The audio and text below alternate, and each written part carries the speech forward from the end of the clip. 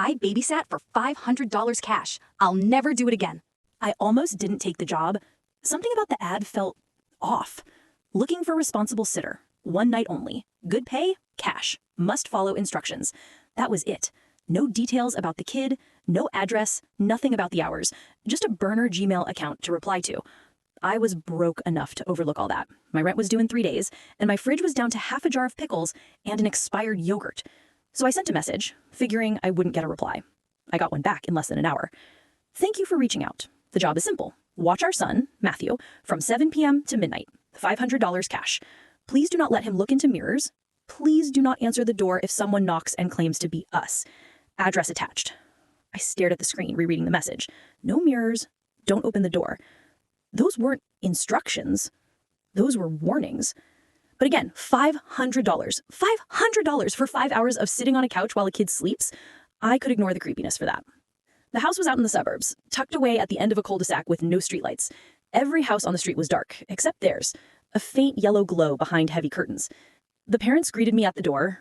They looked normal, almost aggressively normal, like the kind of people you'd see in stock photos. Mom in a cardigan, dad in khakis, both smiling too wide. "We're so glad you could make it," the mom said, ushering me inside. Matthew's upstairs, already in his room. I nodded, clutching my backpack strap. Any allergies? Bedtime routine? The dad cut me off. The instructions in the email are the most important. Don't let him near mirrors. Don't open the door if someone knocks and claims to be us. Right, I said, trying to sound casual. Can I ask why? The mom's smile faltered for half a second, but she recovered fast. Just follow them. We'll be back at midnight. $500 cash, like we promised. Before I could press further, they slipped out the door. The lock clicked.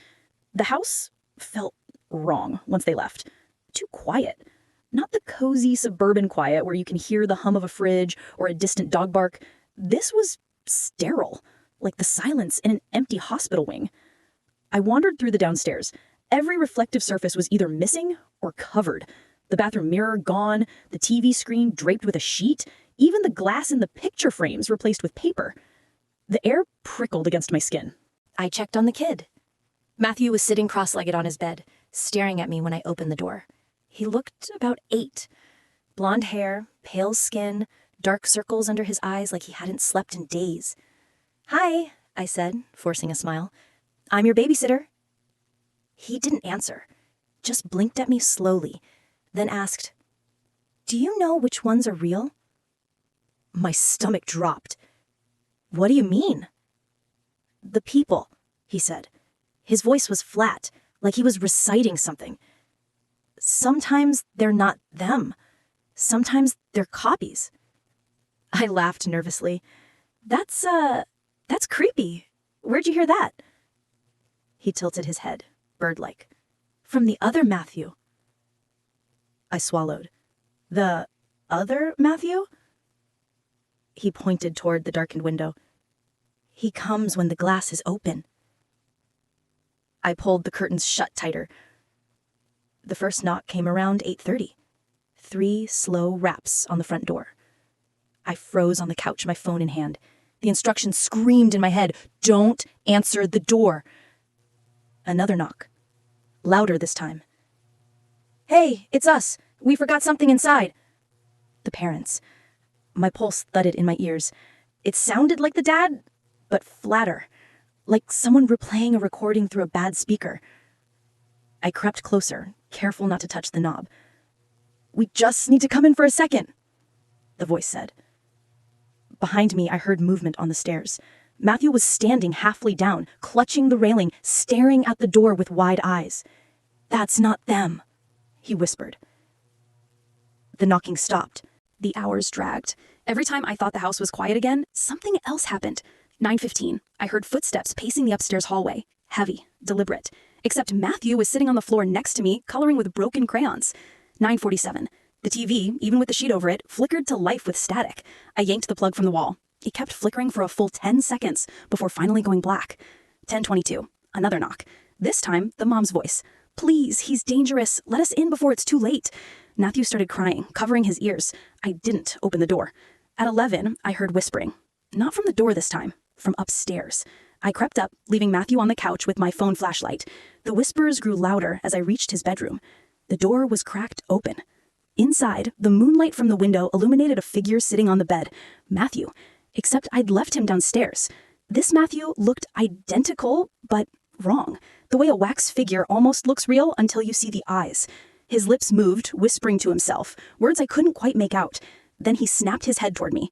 I slammed the door shut and bolted down the stairs. The real Matthew was exactly where I'd left him. He looked up at me with tears streaking his face. "You saw him," he said. I didn't answer. 11:40. The knocking came again, both voices this time, the mom and dad in perfect unison. "Let us in!" The door rattled like they were trying to break it down. Matthew was shaking, curled against me on the couch. "Don't," he begged. "If you let them in, they'll take you instead." The pounding grew violent, wood splintering. I dragged Matthew with me into the kitchen, searching for a back exit. That's when I noticed the one uncovered reflective surface left in the house, the oven door. And in it, I saw myself. Except my reflection wasn't moving the same way I was. I staggered back, nearly dropping Matthew. The other me smiled, wide and wrong, teeth too many for a human mouth. The reflection pressed its palm against the glass from the inside. A hairline crack snaked across the oven door. Midnight couldn't come fast enough. I huddled in the kitchen with Matthew, the pounding from the front door shaking the walls, the whispering upstairs turning into full-on giggles, and my reflection grinning from the oven, cracks spiderwebbing wider with every second. I thought I was going to break. Then the noise stopped, all at once. The clock on the microwave blinked 12 a.m. The front door swung open. The parents walked in, smiling, normal again. "You did well," the mom said. She handed me an envelope of cash. My hands shook as I took it. "What the hell is wrong with this house? With him?" I pointed at Matthew, who clung to my leg. The dad crouched down, prying the boy off me. "He's not our son," he said simply. My mouth dried. "What?" "We lost Matthew years ago, but things still come through. Things that look like him. Things that look like us. We can't get rid of them, only contain them." They each took one of Matthew's hands. He didn't fight, just looked back at me with hollow eyes. "You did your job," the dad said. "You kept him from escaping. That's all we needed." And before I could say a word, they led him upstairs. The door slammed shut behind them. I stumbled outside, clutching the envelope, the night air biting my lungs. When I got home, I dumped the cash onto my kitchen table. Every bill was crisp, perfect. Except when I flipped them over, the faces weren't of presidents. They were of me, smiling, too wide and with too many teeth.